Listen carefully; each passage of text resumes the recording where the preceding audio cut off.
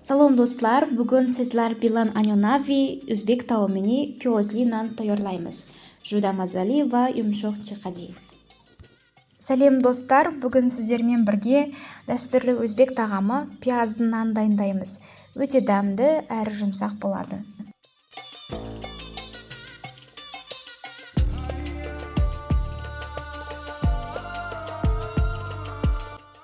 Ең алдымен 500 грамм ұн, 300 мл су, 1 шай қасық тұрыш және 3-4 ас қасық сұйық майды араластырып, жылы жерге ашытып қойып қоямыз.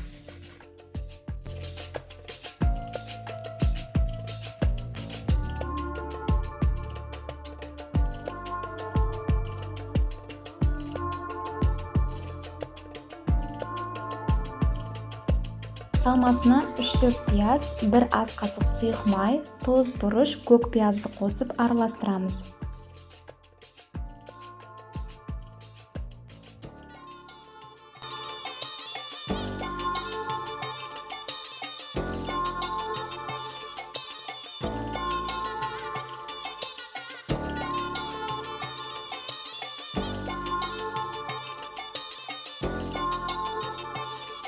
Қамырды жайып, үстіне ерітілген сары майды жағып, салманы саламыз. Екіге бөліп ораймыз.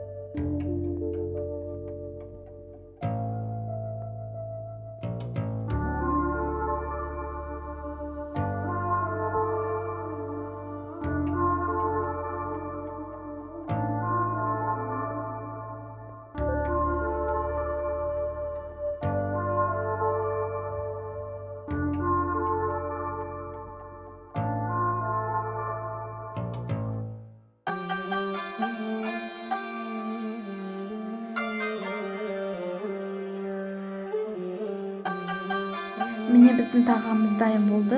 Өте дәмді әрі жұқа болып шығады. Ас болсын.